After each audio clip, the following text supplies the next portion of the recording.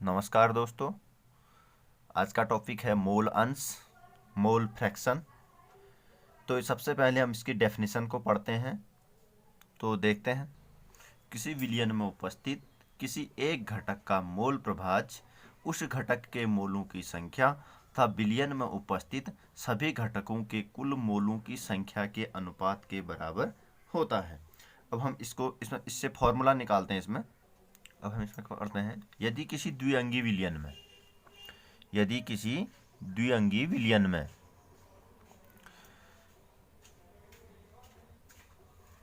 दो अवयव हैं, ए तथा बी दो अवयव हैं जिनके मोलों की संख्या एन ए तथा एन बी है।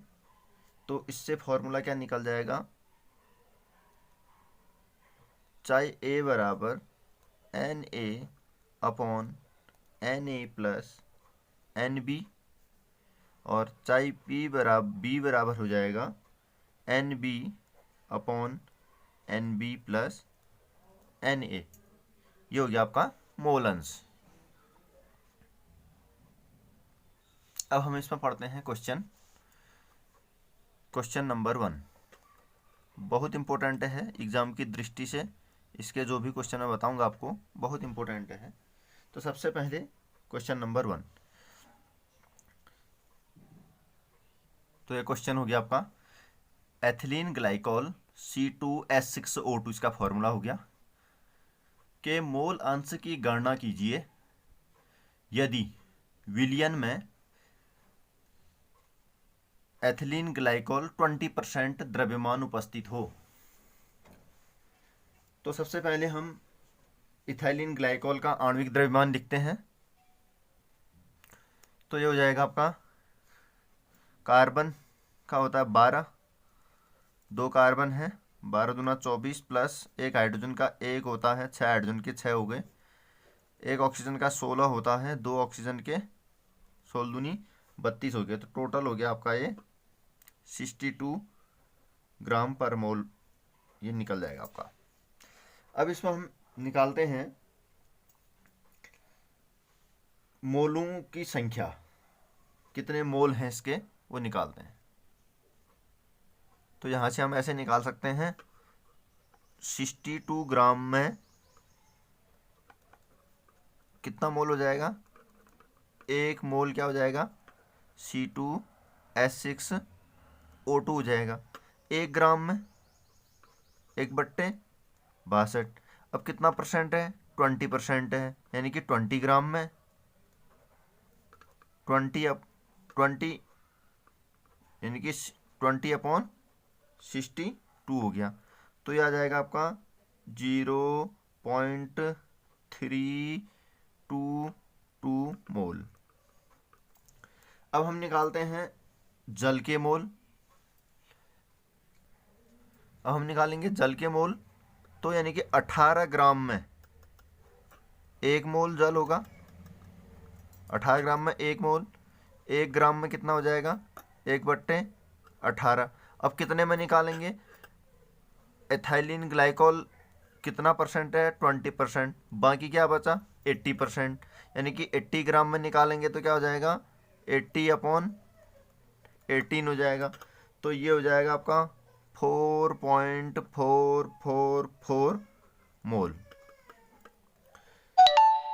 अब हम इसमें देखते हैं,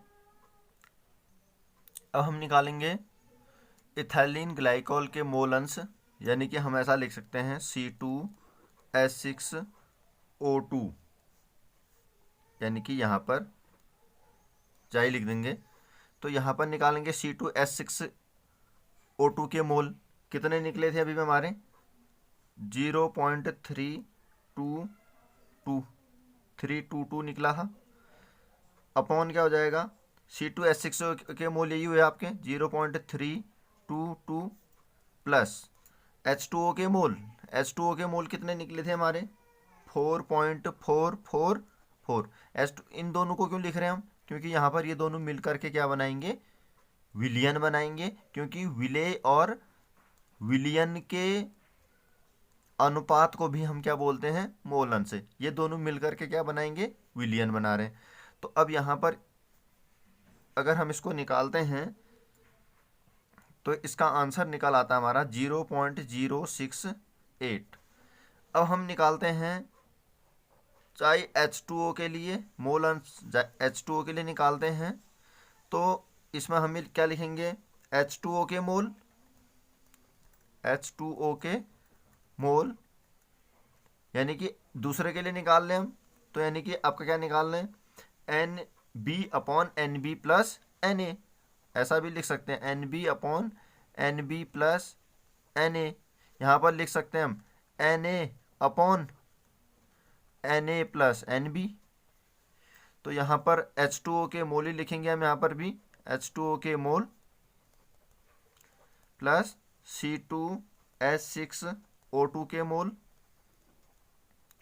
तो ये हो जाएगा आपका H2O के मोल कितना आ गया था, 4.444 अपॉन H2O के मोल 4.444 प्लस 0.322 आ गया।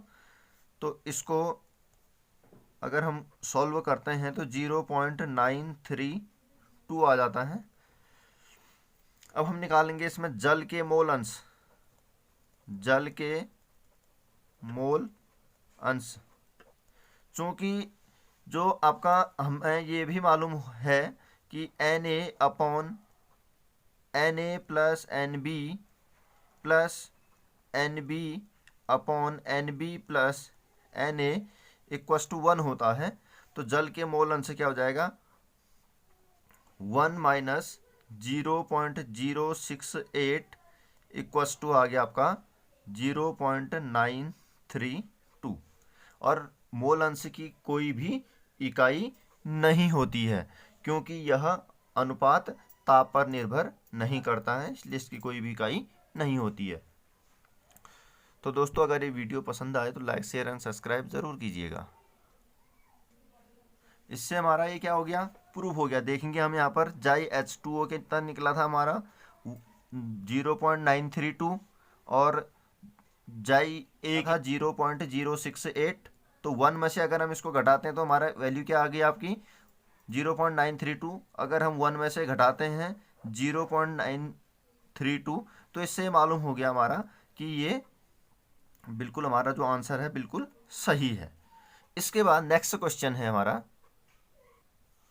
क्वेश्चन है 92 ग्राम एथिल अल्कोहल तथा 72 ग्राम जल के विलयन में एथिल अल्कोहल और जल का मोल प्रभाज क्या होगा। तो सबसे पहले हम इसमें मोलों की संख्या निकालेंगे। तो C2H5OH का अणुभार क्या हो जाएगा, 12 गुणा 2, 2 कार्बन है हमारे पास, हाइड्रोजन 5 है, 1 गुणा 5 प्लस ऑक्सीजन 1 ऑक्सीजन 16, 1 हाइड्रोजन 1, तो ये टोटल हो गया आपका 46। अब एथिल अल्कोहल के मोलों की संख्या निकालते हैं। तो यहाँ पर है आपका 46 ग्राम निकला हुआ अणुभार। वो 46 ग्राम जो अणुभार निकला हुआ किसके बराबर होगा, 1 मोल के बराबर। हमने कितने ग्राम में निकालने हैं, 92 ग्राम में। जब 46 ग्राम में 1 मोल है, 92 ग्राम में कितने हो जाएंगे, 92/46 इक्वस टू हो जाएगा 2 मोल। अब हम निकालेंगे जल के मोलों की संख्या। जल के मोलों की संख्या यानी कि जल का अणुभार कितना है, 18 ग्राम। 18 ग्राम किसके बराबर होगा, 1 मोल के बराबर होगा। तो जल के मोलों की संख्या निकालनी है कितने ग्राम में, 72 ग्राम में। तो 72 ग्राम में कितने हो जाएगा, 72/18 यानी कि 4 हो गया आपका, 4 मोल।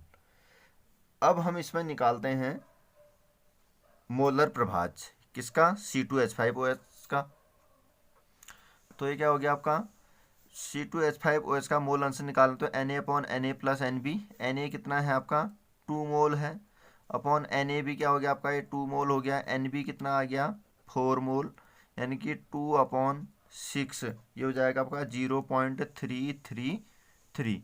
अब हम निकालेंगे जल के मोल अंश निकालेंगे, तो हो जाएगा आपका NB/NB प्लस Na। NB कितना है आपका 4, NB हो गया 4 प्लस 2 यानी कि 4/6, तो आ जाएगा आपका 0.666। अब देखते हैं अब हम इसको चेक भी कर सकते हैं। मोल अंश का योग हमेशा कितना होता है, 1 होता है। जाई प्लस जाई B, Na upon Na plus NB plus NB upon NB plus Na equals to 1। तो इसको हम चेक कर सकते हैं यहाँ पर इस तरीके से। तो अप्रोक्सीमेटली 1 के बराबर आ रहा है। तो यहाँ पर हमारा क्वेश्चन था कि अल्कोहल और जल का मोलर प्रभाज क्या होगा। तो अल्कोहल और जल का मोलर प्रभाज हमने यहाँ पर ज्ञात कर लिया। तो दोस्तों, अगर ये वीडियो आपको पसंद आए तो लाइक, शेयर एंड सब्सक्राइब जरूर कीजिएगा। धन्यवाद।